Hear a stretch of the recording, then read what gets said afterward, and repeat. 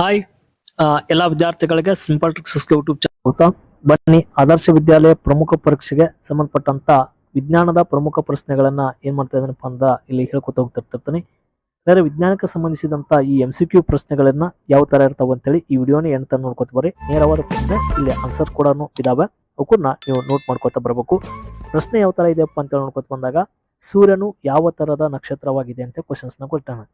ಇಲ್ಲಿ ಸೂರ್ಯ ಅನ್ನೋದು ಒಂದು ನಕ್ಷತ್ರ ಅಂತೇಳಿ ನಮ್ಗೆ ಗೊತ್ತಿರಬೇಕು.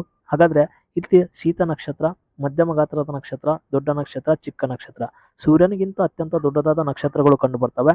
ಹಾಗಾದ್ರೆ ಸೂರ್ಯ ಅನ್ನೋದು ಒಂದು ಉಷ್ಣ ನಕ್ಷತ್ರ, ಅದರಲ್ಲಿ ದೊಡ್ಡ ನಕ್ಷತ್ರನೂ ಅಲ್ಲ, ಒಂದು ಮಧ್ಯಮ ಗಾತ್ರದ ನಕ್ಷತ್ರ.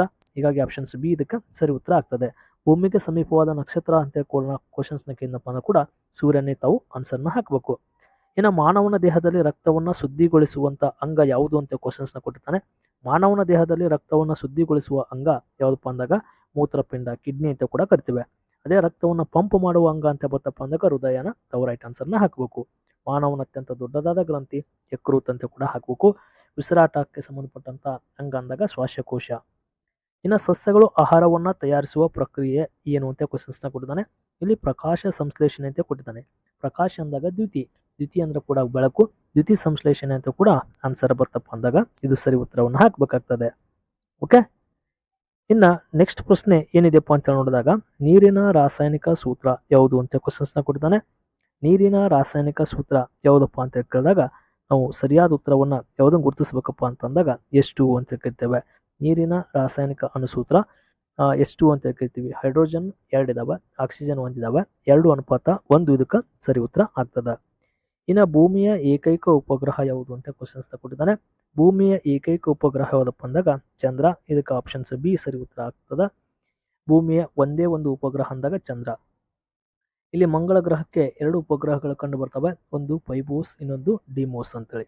ಶುಕ್ರ ಗ್ರಹಗಳಿಗೆ ಯಾವುದೇ ತರದ ಉಪಗ್ರಹಗಳಿಲ್ಲ. ಸೂರ್ಯ ಒಂದು ನಕ್ಷತ್ರ, ಹೀಗಾಗಿ ಅದಕ್ಕೂ ಕೂಡ ಉಪಗ್ರಹಗಳು ಇಲ್ಲ. ಗಾಳಿಯಲ್ಲಿ ಅತ್ಯಧಿಕ ಪ್ರಮಾಣದಲ್ಲಿ ಇರುವ ಅನಿಲ ಯಾವುದು ಅಂತ ಕ್ವಶನ್ಸ್ ಕೊಟ್ಟಿದ್ದಾನೆ. ಗಾಳಿಯಲ್ಲಿ ಕಂಡುಬರುವುದು ಅತ್ಯಧಿಕ ಅನಿಲ ಯಾವುದಪ್ಪ ಅಂತಂದಾಗ ನೈಟ್ರೋಜನ್ ಅಂತ ಕರಿತೇವೆ. ಸುಮಾರು 78% ಏನಾಗ್ತದಪ್ಪ ಅಂದಾಗ ನೈಟ್ರೋಜನ್ ಕಂಡು ಬರ್ತದೆ. Carbon dioxide 0.04%. ಹೈಡ್ರೋಜನ್ ಅತ್ಯಂತ ಹಗುರವಾದ ಅನಿಲ. ಆಮ್ಲಜನಕ 21% ಕಂಡು ಬರ್ತದೆ.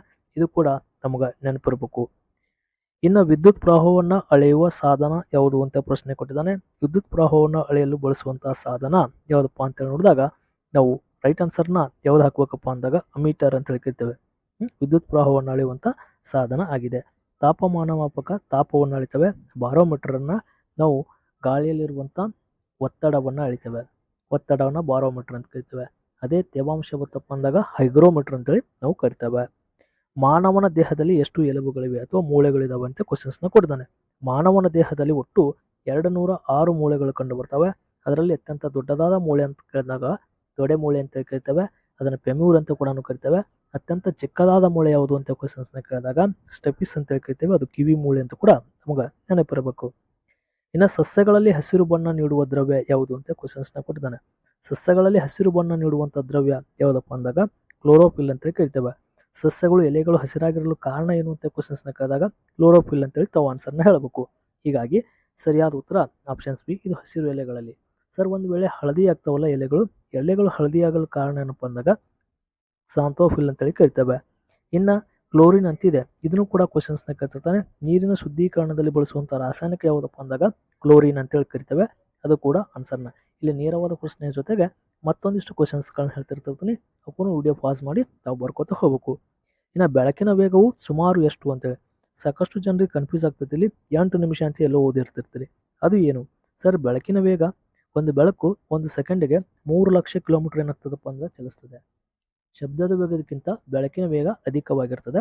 ಜೊತೆಗೆ ಬೆಳಕು, ಸೂರ್ಯನ ಬೆಳಕು ಭೂಮಿಯನ್ನು ತಲುಪಕ ಎಷ್ಟು ನಿಮಿಷ ಅಂತಂದಾಗ 8 ನಿಮಿಷಗಳು ಬೇಕು.